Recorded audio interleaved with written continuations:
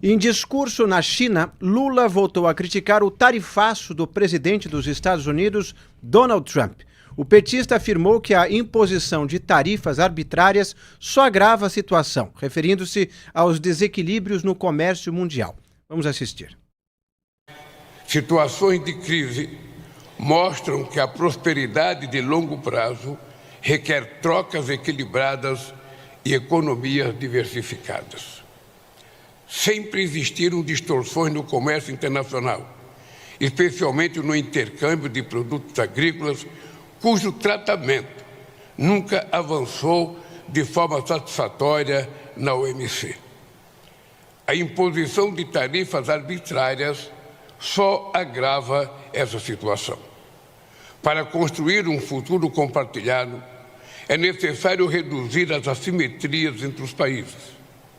É imprescindível que a colaboração entre a CELAC e a China contribua para fortalecer a indústria e a inovação na região. A revolução digital não pode criar um novo abismo tecnológico entre nações. O desenvolvimento da inteligência artificial não deve ser um privilégio de poucos.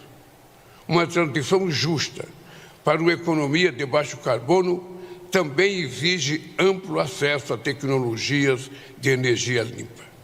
A América Latina e o Caribe e a China podem mostrar ao mundo que é possível conter a mudança do clima sem abdicar do crescimento econômico e da justiça social.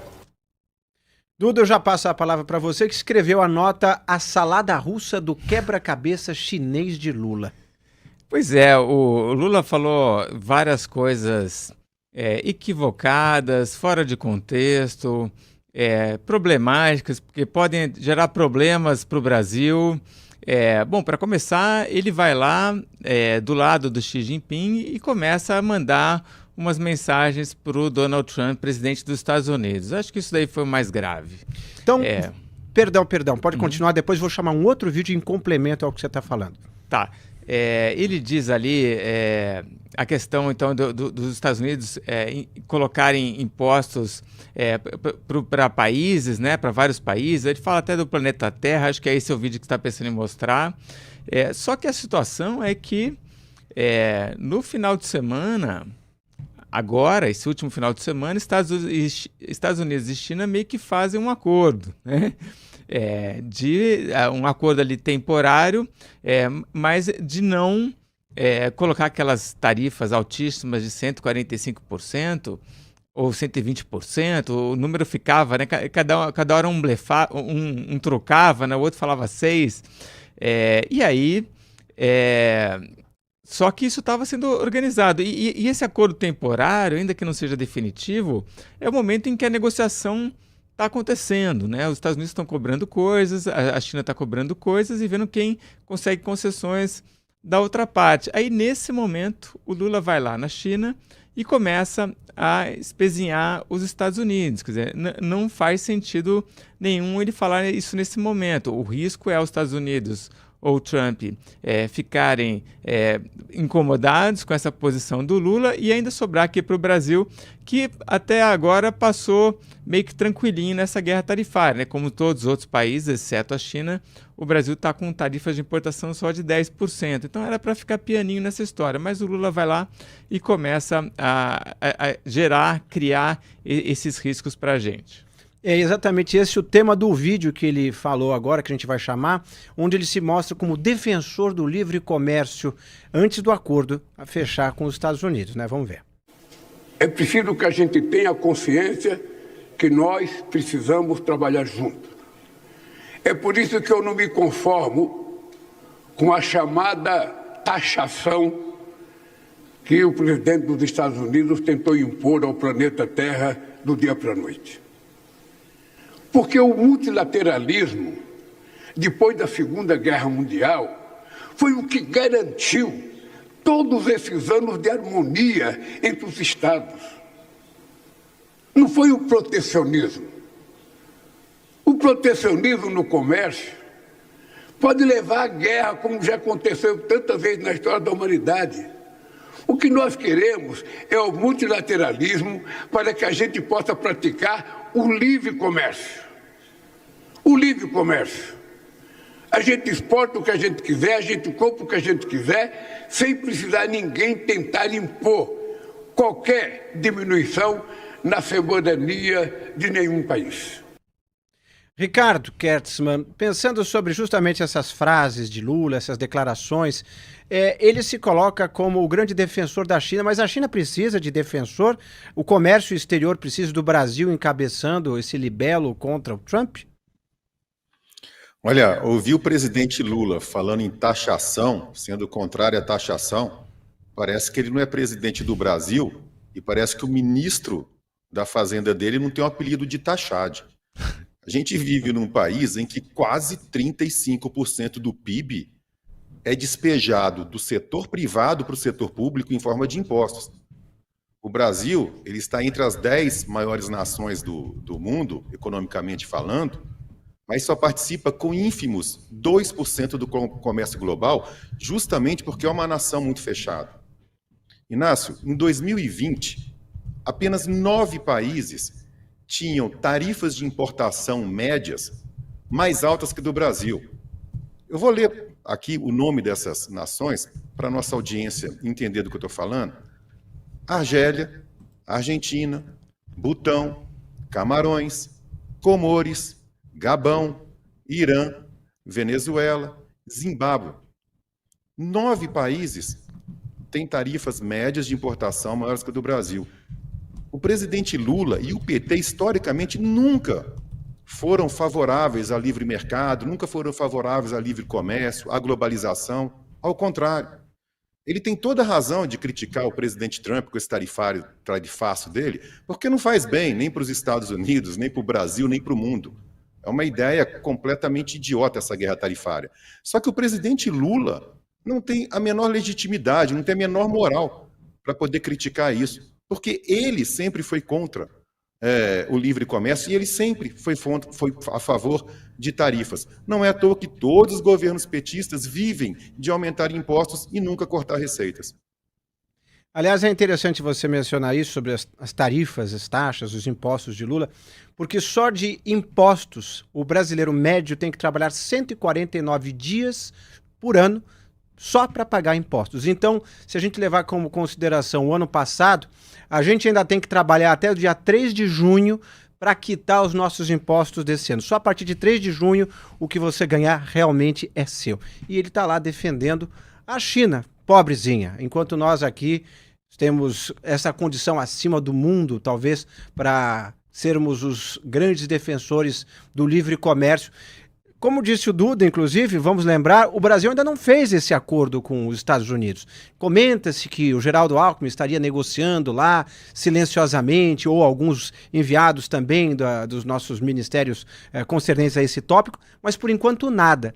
Tudo que a gente não precisa é marola nessa hora, né, Duda? Exato. E ele fala ali também que taxar outros países é uma ameaça, ele fala cidadania, né? Eu acho que ele quis dizer soberania dos outros países, mas não é, né? Um país é soberano para definir as suas tarifas de importação. Isso não é um ataque à soberania de um outro país, né? Agora, e ele não fala nada em relação à invasão russa da Ucrânia, né? Que isso sim foi um ataque gigantesco à soberania da Ucrânia. E sobre isso o Lula não dá um pio. Outra coisa que ele fala, e o Lula tem falado muito disso, é a inteligência artificial, que não pode ter desequilíbrio, né, entre os países. Um país tem inteligência artificial, o outro não tem.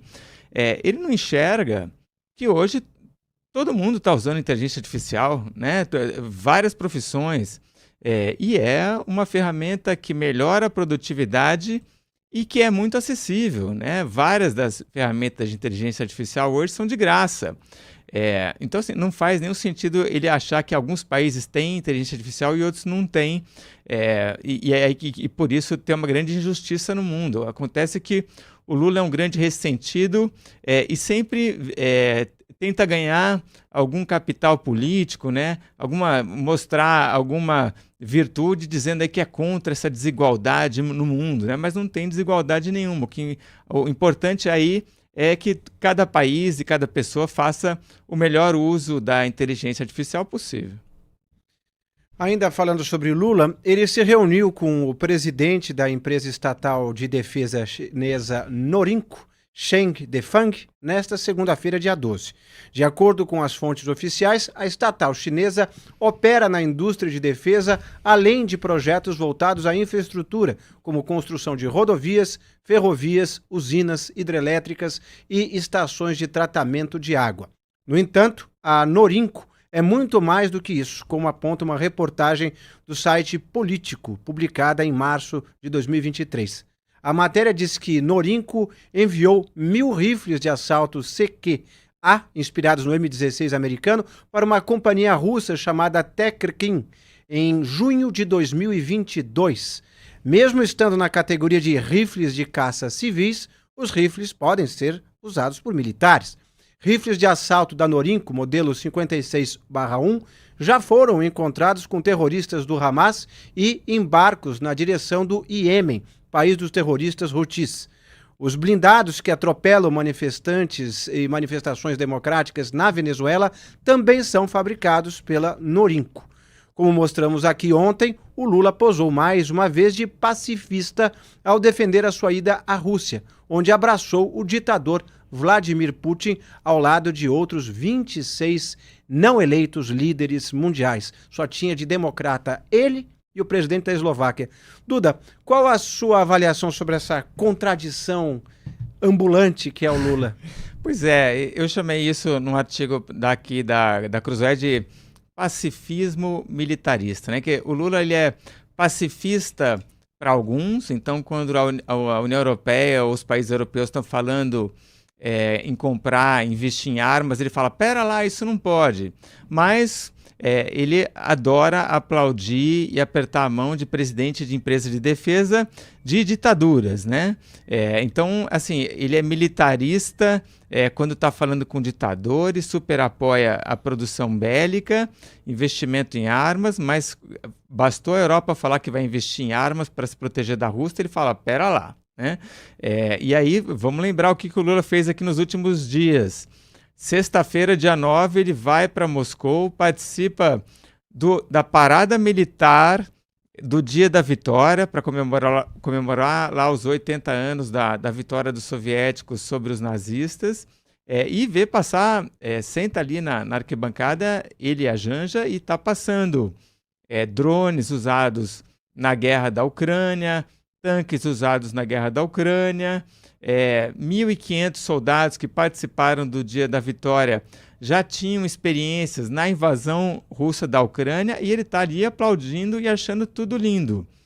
No sábado, um dia depois, ele dá uma entrevista para os jornalistas e ele fala, eu sou a favor da paz, né? O Brasil é a favor da paz. Não é para gastar dinheiro com arma. Esse dinheiro era para ser usado para acabar com a fome no mundo. Olha que injustiça. E aí passa o domingo, segunda-feira, ele está na China apertando a mão do presidente da Norinco, que eu descobri hoje, é uma empresa de defesa super conhecida no mundo, uma das maiores, né? E que produz foguete, produz mísseis, produz obus, produz rifles, produz munições, produz tanque, produz blindado, está sob sanções americanas por causa de vendas que fez para o Irã que financiou os Houthis que você citou aqui. Então é isso, quer dizer, a Rússia e China, a indústria militar da Rússia e da China, ele aplaude, acha lindo, mas basta os europeus agora falarem, puxa, vamos gastar dinheiro em armas, aí ele dá uma de pacifista. Vira o Gandhi, né? Pois é. Conforme o vento leva, ele adota uma postura diferente conforme a conveniência. Ricardo? Olha, perfeito, Duda. É a velha e conhecida incoerência do Lula. Esse discurso que o Duda se referiu, que o Lula fez, essa entrevista que ele deu, ele estava reclamando que a União Europeia anunciou gastos de cerca de 800 bilhões de euros em equipamentos militares, e ele falava que metade disso, eu queria saber por que metade, não 60% ou 30%, mas enfim, Ele dizia que metade disso deveria ser gasto no combate à fome. É interessante que o Lula, ele prega o combate à fome externamente, mas internamente, por exemplo, ele se senta ao lado de empresas e empresários que cometeram alguns dos maiores escândalos de corrupção do país, que sangra o dinheiro da sociedade que poderia servir justamente para poder auxiliar no combate dessa fome que ele tanto apregoa. Então, é mais um desses discursos vazios do Lula. E vamos lembrar também, no campo dessas relações diplomáticas e comerciais com uma empresa de equipamentos militar da China, que ano passado o ministro da Defesa, José Múcio, declarou publicamente que, por interferência do governo, o Brasil não importou equipamentos militares de uma empresa israelense. Isso foi admitido publicamente, por questões meramente ideológicas, meramente porque a empresa era israelense. Cara, mais um ponto aqui, que todo esse discursinho do Lula e da Janja, que fizeram lá a tal da aliança global contra a fome e a pobreza, nenhuma criança deixou de passar fome no mundo por causa disso daí, né? Isso aí só é usado como pretexto para o Lula e para a Janja saírem viajando pelo mundo. O Lula, no primeiro mandato dele, já teve uma iniciativa parecida, que era o Fome Zero Mundial. Nada disso deu certo e agora ele tenta a mesma coisa e também não vai dar nada certo. Só uma coisa interessante, enquanto vocês estavam conversando, eu fui dar uma olhadinha no site do Planalto. E aqui tem uma manchete interessante. Presidente anuncia 112,9 bilhões de investimentos na indústria da defesa, fevereiro de 2025. O Missão 6 conta com 112,9 bilhões de investimentos no PAC da Defesa, com 31,4 para projetos de caças, cargueiros, viaturas blindadas, fragatas, submarinos e foguete de decolagem para veículos hipersônicos. Olha só, o pacifista anunciando agora em fevereiro. Curioso isso, né? Muito bem apontado, Inácio. Uma tremenda de uma incoerência, né? Ele gasta muito... É certo também que faz isso meio que para apaziguar os militares aqui no Brasil, mas é isso, o Lula gasta muito dinheiro comprando armas, e aí não tem moral nenhuma para dar uma de pacifista aí pelo mundo.